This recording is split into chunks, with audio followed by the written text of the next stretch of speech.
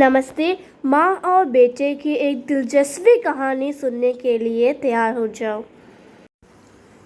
विमल बहुत परेशान था। उसे समझ में नहीं आ रहा था कि वह इस परिस्थिति से कैसे निपटे।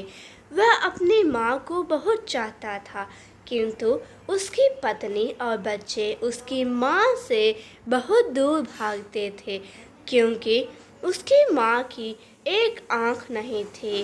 साथ ही उसकी कमर भी 90 अंश पर चुकी थी।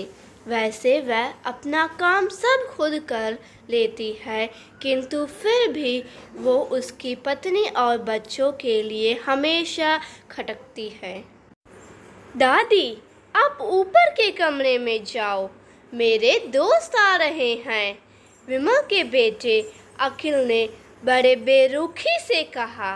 पर बेटा, मैं तो यहाँ बहुत दूर बैठी हूँ। विमल की माँ ने बहुत प्यार से कहा। नहीं, आप उनके सामने मत रहो, वह मुझे चिढ़ाते हैं। अखिल ने जोर से डांटते हुए कहा। क्या हुआ अखिल, क्यों चिल्ला रहे हो? विमल की पत्नी कामनी ने किचन से ही आवाज लगाई। देखो ना माँ, ये दादी यहीं ड्राइंग रूम में बैठी है और मेरे दोस्त आ रहे हैं। अखिल ने शिकायत भरे लहजे में कहा। माँ जी, आप ऊपर चले जाओ, क्यों हम लोग को लजवाती हो? कामनी ने बेटे का पक्ष लेते हुए कहा। बेचारी सरस्वती चुपचाप उठकर जीने के सहारे ऊपर जाने लगी। कमर सूखी होने के कारण उन्हें ऊपर चढ़ने में बहुत परेशानी हो रही थी, किंतु वह पूरी ताकत से ऊपर के एक अकेले कोने वाले कमरे में जाकर बैठ गई। विमल बाजू के कमरे से सब सुन रहा था। उसे कष्ट हो रहा था कि उसकी माँ को अपमानित होना पड़ रहा है, किंतु वो असहाय था। अगर वो कुछ कहता है तो पत्नी और बच्चे उसका विरोध करने लगते हैं।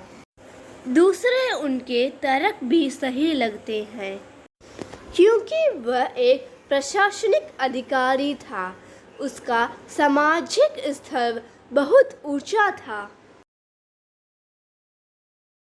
उसकी ससुराल भी एक ऊंची घरानों में थी।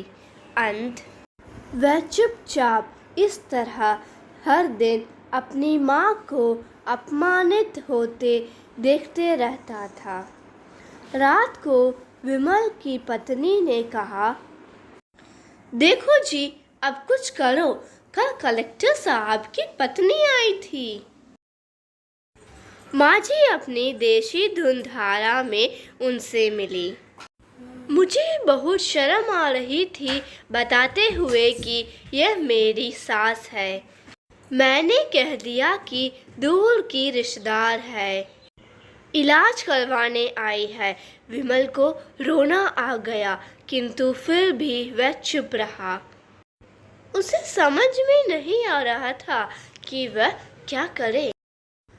अपने बेटे की मन स्थिति को सरस्वती अच्छी तरह से जानती थी और बेटे को कोई कष्ट न हो, इसलिए वह हर बात को चुपचाप सह लेती थी।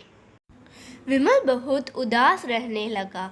एक तरफ परिवार और सामाजिक स्तर पर जीने की प्रतिबद्धता थी, तो दूसरी ओर माँ मैं कोई और है ही नहीं।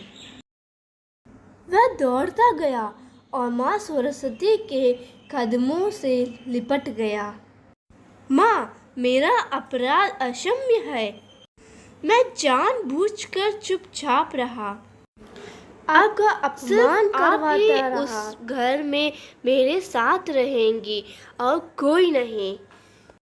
विमल ने अग्नेय दृष्टि से अपनी पत्नी और बच्चे को देखा।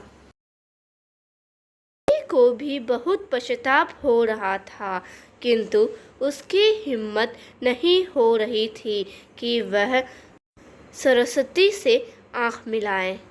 सरस्वती ने कामिनी की मनस्थिति को समझकर उसको चुप कराते हुए अपने पास बुलाया और विमल को डांटते हुए कहा, खबरदार जो मेरी बहू को मुझसे अलग करने की कोशिश की तो तुझे ही घर से बाहर निकाल दूंगी।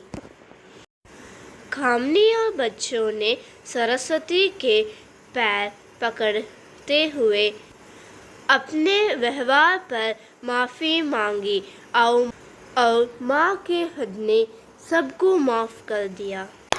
Like, share, subscribe.